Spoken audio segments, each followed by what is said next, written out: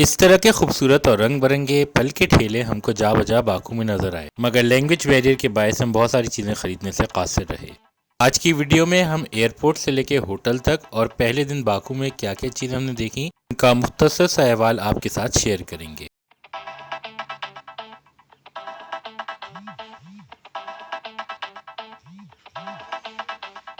Azerbaijan के Darul खिलाफा Baku में हम मौजूद हैं और एयरपोर्ट से हम होटल की तरफ जा रहे हैं। ये वीडियो हमने इसी दौरान में रिकॉर्ड की अपने बस से, और जैसे कि आप यहाँ की बिल्डिंग्स देख सकते हैं, इनमें आपको रशियन इन्फ्लुएंस नज़र आएगा। ऑयल बूम के बाद से यहाँ पे नई नई इमारतें बनाने का बहुत क्रेज़ हो गया, बिल्कुल उसी तरीके से जैसे कि दुबई या अबू धाबी में है। तो ना सिर्फ ये कि अपनी पुरानी बिल्डिंग्स को प्रिजर्व कर रहे हैं, बल्कि नई और जदीद बिल्डिंग्स के साथ अपने शहर को चार चांद भी लगा रहे हैं। यकीनन व्यूअर्स, आपने इस चीज़ को नोट कर लिया होगा कि यूरेशिया से ताल्लुक़ रखने वाले इस मुल्क में तमाम गाड़ियां लेफ्ट हैंड ड्राइव हैं। हमारे लोकल गाइड जेम्स के मुताबिक आज़रबाईजान ने पहली आज़ादी जंग अजीम के बाद पाई और दूसरी दफ़ा आज़ादी 1991 में सोवियत यूनियन से अलग होकर पाई। यहाँ की करेंसी मनात है, जो कि एक मनात पाकिस्तानी 117 रुपये के बराबर है। It was built by a British citizen. Her name is Zahar Khadid, but she's actually from Afghanistan. But she's British citizen. It was built by her. It's fully Heydar Aliyev Museum. There is 7 floors.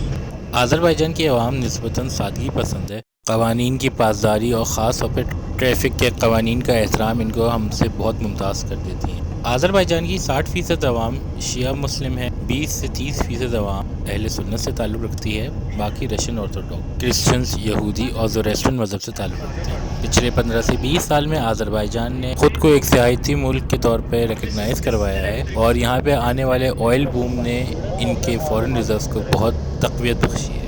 Azerbaijan Pakistan को भाई और दोस्त मुल्क समझता है और आपको जा बजा पाकिस्तान के झंडे नज़र आते हैं। पाकिस्तानियों की बहुत रिस्पेक्ट करते हैं। ये वो बस है जिसमें हमारा ग्रुप एयरपोर्ट से बाकू में अपने होटल की तरफ आया था और इसी बस में हमने आगे पूरा टूर करना है।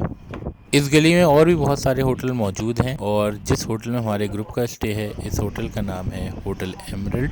होटल का रिव्यू तो खैर मैं बाद में करूँगा। यहाँ सर्विस का म्यार कुछ उस तरह ना था जिस तरह का हमसे वादा किया गया था, मगर अमूमी तौर पे आज़रबाईजान की होटल इंडस्ट्री बहुत ज़बरदस्त है और यहाँ के लोग बहुत हॉस्पिटेबल हैं। PIE की फ़्लाइट 1 घंटा लेट थी और कुछ टेक्निकल वजूहत की वजह से होटल चेक इन करने के बाद तकरीबन मगरिब का वक्त हो चुका था। आज़रबाईजान का मोटो है द लैंड ऑफ फायर, यानी आग की सरजमी। इसी के पेश नज़र यहाँ मौजूद कुदरती गैस और ऑयल के वसी ज़खायर को सिम्बलाइज़ करने के लिए इन्होंने इन 3 इमारतों को तख्लीक किया। तकरीबन 600 फीट की बुलंदी पर मौजूद हैं और इन इमारतों को फ्लेम टावर्स के नाम से जाना जाता है। इनकी शक्ल बिल्कुल आग के शोले की तरह रखी गई है। ये ज़ोरेस्ट्रियन मज़हब को भी इंडिकेट करता है। इस खूबसूरत बिल्डिंग की कंप्लीशन 2012 में हुई एंड नीडलेस टू से ये आज़रबाईजान और बिलखसूस बाकू का आइकॉनिक लैंडमार्क बन गया। फ्लेम टावर्स को रात में LEDs के ज़रिए मुख्तलिफ़ रंगों से सजाया जाता है। इस वक्त भी आप आज़रबाईजान के झंडे को उसके ऊपर देख सकते हैं, लाल नीला हरा, ये आज़रबाईजान का झंडा है। यहाँ और भी बहुत खूबसूरत इमारतें मौजूद हैं, लेकिन फ्लेम टावर्स के आगे और कोई इमारत इतनी अच्छी नहीं लगती। बाकू में आप फ्लेम टावर्स को तकरीबन हर जगह से देख सकते हैं। ये 33 मंजिला इमारत है और आज़रबाईजान में हमारे सफ़र का आगाज़ आइडियली बिल्कुल उसी जगह से हुआ जहाँ से होना चाहिए था।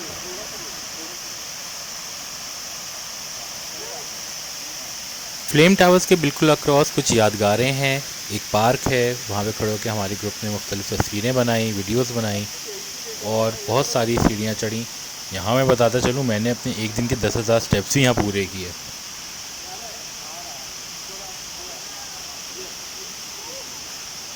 पार्क में तस्वीरें लेने के बाद हमारा ग्रुप ऊपर की जानिब गामज़न हुआ, जहाँ पे हमने फ्लेम टावर्स का एक और ख़ूबसूरत व्यू देखा।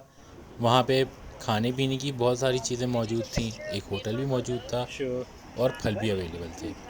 ये आप देख सकते हैं बाकू का एक पेनोरामिक बर्ड्स आई व्यू और साथ में आपको कैस्पियन सी भी नज़र आ रहा है, साथ में फेरिस व्हील भी नज़र आ रही है। ये खूबसूरत व्यू वहाँ से बहुत ही अच्छा लग रहा था और रात की एक यख ठंडक में बाकू शहर का ये खूबसूरत मंज़र किसी भी टूरिस्ट के लिए बहुत ही यादगार होता है। Highland Park, Alley of Martyrs और बाकू बुलेवार्ड को हमने इसी दौरान में कवर किया। और इसी वॉक में दीगर हुकूमती इदारों की इमारतों को भी देखा।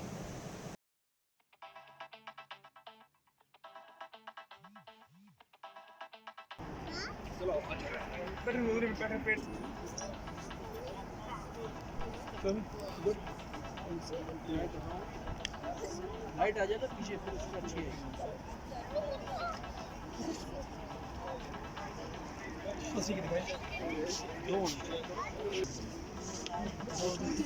अब तक हमारे ग्रुप को काफ़ी भूख लग चुकी थी और इसके बाद हमारा रुख था चिली लाउंज का, जो कि एक इंडियन रेस्टोरेंट है, मगर यहाँ का खाना हमारे ग्रुप को कतई पसंद नहीं आया और शायद मैं भी किसी को वो रेस्टोरेंट कभी रेकमेंड ना करूँ। बाकू और अज़रबैजान के टूर के हवाले से हमारी वीडियोस का सिलसिला जारी रहेगा। वीडियो पसंद आए कमेंट सेक्शन में फीडबैक देगा, चैनल को सब्सक्राइब करें। Doctor Ali signing off, take care.